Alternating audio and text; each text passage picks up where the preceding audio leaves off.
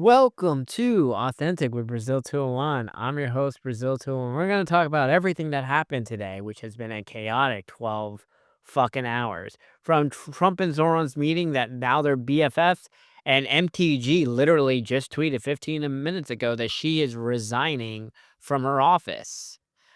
And also a Wicked update. So I just, quick Wicked, no spoilers. Obviously, we're going to talk about that in the other podcast. But, why does everyone hate the second movie? Look, the songs are not good. Even I said that in my review of my podcast yesterday that I don't like really any of the songs besides For Good and Let's Fucking the Tree song. But but I literally think it's okay, maybe putting it at 2 was a little high, but I think it's one of the 10 best movies of the year. I highly enjoyed it. I like that what's it called? Nessa became a dictator, and the Munch, she signed Executive Order 66, and suddenly, had to get rid of all the Munchkins. I don't understand why people are very angry at Wicked. But anyway, let's talk about the real news of the day. Trump was glazing Zoran Mamdani, and looking at the pictures of everyone who was at the White House, there were people outside the Oval, outside of the actual White House in the garden area. Over 150 people wanted to get in on this meeting in the Oval to see it, because everyone assumed it'd be like Zelensky and Trump, where would they fight? And look, Zelensky was wearing his finest Lululemon battleware, so I understand why Trump and JD insulted him, because like wearing a sweatsuit is very disrespectful. Look, I also hate people who wear sweatsuits. Okay, everyone should suit up. Now, I said I am no fan of Zoran, right? But listen, game respects game. Okay, I get it. He's a charming man. Sure, he's attractive. Do I think half his policies will work? This is a debatable situation. I have fundamentally no issues with free buses. We had free buses actually during like the 6 months of 2020, from like the entire back half of 2020 during the pandemic.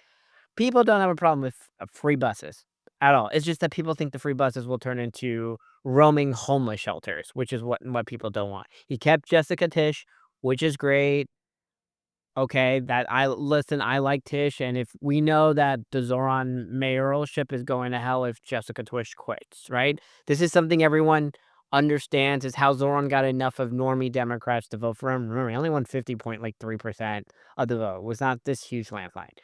But look, game respects game, okay? Now, my fundamental issues with Zoran are not necessarily even with Zoran, it's the fan base of Zoran. I don't like the average stereotype of what, like, the Zoran core fan base is like your annoying shaved head, blue hair vegan with the septum piercing and the NPR tote bag that's a vegan and gluten-free and all the bullshit. That seems to be my real hatred of Zoran was more like the Zoran apparatus, like the woke culture.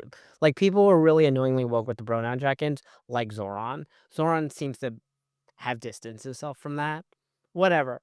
But the White House meeting, Trump is impressed, and I can understand that, because I think they are 2 peas of the same paddle, 2 peas in the same pot, and it's not necessarily even the policies, right? Like, Trump is a quasi-populist, I guess, maybe in rhetoric only. So is Zoran. They both have chaotic ideas on how to fix your problems. They diagnose the problem correctly. I don't know if their solutions are necessarily correct. And look, I get it. Con Ed, I'm in Jersey, so I'm not in New York, but look, Con Ed is a New York only thing.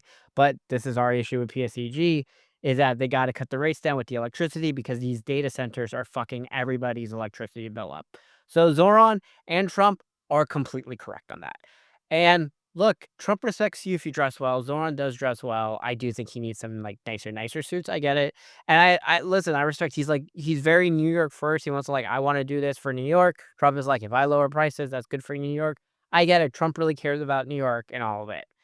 It's interesting. I don't know if they fought. I think maybe Trump just like, if you're good on TV, I think Trump likes you, which is why I think Trump really liked 2020 Cuomo and not 2025 Cuomo, because like Cuomo was on TV on our screens for 6 months straight, and Cuomo was good on TV. Gavin is good on TV. AOC, I think, is debatable. I don't think AOC is as good as on TV as you people think she is. She's pretty, but I don't know if she's good on TV. But the whole thing is that Trump fought against the establishment, right? He hated the Paul, Ryan, Romney, Bush style establishment Republicans. Zoran took on the Cuomo, Hakeem, real centrist, the annoying centrist that like no one really fucks with anymore type establishment, and won. Right, he respects it, and Trump is like, I saw it, it was like 1%, 2%, 3%, 17, and then suddenly we got a race. He beat Cuomo, right? Interesting situations, and I can't believe everyone was just so impressed. And then the fact, so Emily from Breaking Points got in one of the questions, because like 5 of the questions were in a row, do you think Trump is a fascist? And then Trump goes to say, yeah, I'm a fascist. Who cares? It's a lot easier. And then you like skip that bitch. Emily asked the question, is that the person who's running for governor in your state keeps calling you a jihadist, right? And this question is like both to Zohran and Trump. And Trump's like, I don't think he's a jihadist. I think people just say things on campaigns. If he was a jihadist, I wouldn't be like having him sit right behind me. And that basically has now destroyed all the ads of people who are going to use like Zohran in their campaigns. And by the way, a lot could change, right? Trump and Zohran could go to war, right? If we have a situation in New York where another like a lady set on fire by an illegal, or like the situation that happened in North Carolina, if some dude who's like constantly out of jail stabs some like beautiful woman, I do think then Trump will like declare war on New York, right? Like we can all see this is like a very confusing thing, but he respects it. Look, game respects game, okay? I get it. And it's interesting because I think now Trump may be like, you know what? I like him. He's good on TV. I'll give him one of his free promises. I don't want to do the communist grocery stores, but you know what? I'll give him free bus. Not on all in New York, but you're from Queens. I'm from Queens. I'll give you free buses in Queens. How about that? Okay. Or he does it in Brooklyn because he hates Hakeem Jeffries, right? Like, I feel like that is a fundamental solution that Trump may like work with Zohran, and it's fucking crazy that we're saying this. What a fucking timeline. That Trump and Zohran are like BFFs, and like legitimately BFFs, and MTG fucking just resigned 10 minutes or so. So I'm going to read MTG's statement. I can't believe this happened. And let's go back to this whole situation, which is crazy because we assumed Marjorie Taylor Greene would be staying in office forever. Her district is like R+30. And I know she wanted to run for Senate this cycle, but like Trump and the people told her no because she would have lost to John Ossoff. And we all agree the only person who could have probably beat John Ossoff is Brian Kemp. But Brian Kemp actually likes John Ossoff and decided not to run, right? So I guess MTG is mad, but I don't think she would have beat Ossoff. I like Ossoff. Ossoff is like a potential, presidential candidate or whatever. But look, here's MTG's statement. She said, I've always represented the common American man and woman as a member of the House of Representatives, which is why I've always been despised in Washington, D.C. and never fit in. Americans are used by the political industrial complex of both parties, election cycle after election cycle, and the results are always the same. She's like, the debt goes higher, corporate and global interests remain seen, small businesses continue to be swallowed by big corporations, America's tax rate are used for foreign wars, foreign aid, blah, blah, blah, right?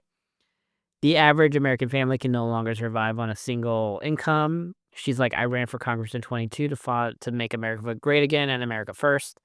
She's like, look, I'm against mandated COVID vaccines. I want strong, safe borders. A lot of this is what did MTG? I think 2020 MTG would hate 2025 MTG. And she's like, I want to make English the official language. I want to eliminate H-1B visas. By the way, a lot of people do want to eliminate H-1B visas or totally like redo how they're doing. Okay, like this is like another 80-20 issue. But here's the thing. Here's her final page. My only goal has been to hold the Republican Party accountable for the promises it has made to the American people. Donald Trump has not kept these promises. I have fought against the Democrat damaging policies like the Green New Deal. But what this has brought is nonstop, ever-ending personal attacks, death threats, lawfare. It's been unfair and wrong. I have too much self-respect in my dignity and my family too much, and do not want my sweet district to endure hurtful or hateful against me by Trump. We all fall for it. And it's absurd and unserious. I refuse to be a battered wife. If I'm cast aside by MAGA Inc. and replaced by neocons, big pharma, big tech, military interests, war complex, foreign leaders, and elite Democrats that can't relate to real Americans, there's no plan to save the world. When the American people understand the political complex of both parties is ripping this country apart, that not one elected figure like me can stop Washington machine. Until then, I'm going back to the people I love. She's resigning on January 5th, 2026. Why? Oh, yeah, wait. Yeah, why? That's before the midterms. She's not even running for real. Wow, interesting. I don't know why she's waiting till January. Is this like, is there a health insurance reason she's having this so she can like get health insurance for all of 2026 or whatever? Interesting. Wow. MTG's gone. Interesting. I guess maybe she's gonna try to run for president in 2028. This seems to her heel turn. I don't even want to say heel turn because I think it's genuine. People change and evolve in the views. Like, look, I fundamentally really hated Zoran, and I just now kind of just dislike him. And I don't even like, as I said before, I don't even know if I like really dislike Zoran because people are like, I bet if Zoran was a white guy named Ed, you would probably be fully support him. And you know what? Listen, if he was Damon Salvatore, probably. But like, I really hate more of the Zoran supporters than Zoran himself. And I think Trump is the same way, where like Trump, everyone hates the blue hair vegan DSA ugly, hi, my pronouns are whatever bullshit.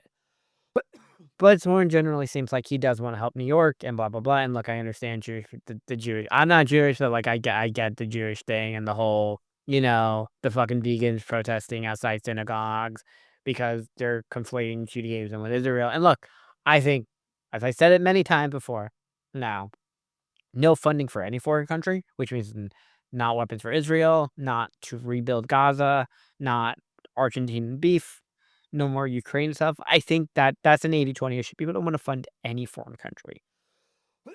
And people are still wondering, am I running for New Jersey Senate? Stay tuned, okay? I got a TV show to shoot for a while, okay? And I don't want to fuck things up on that. But who knows, right? Cory Booker takes money from AIPAC and all the other shit. And Cory Booker's lame. He's bald. He's vegan. He sucks. He's a shill, right? There we go. Interesting. Can't believe MTG's gone. Can't believe Zohran and Trump are BFFs. What a fucking timeline. Go see Wicked.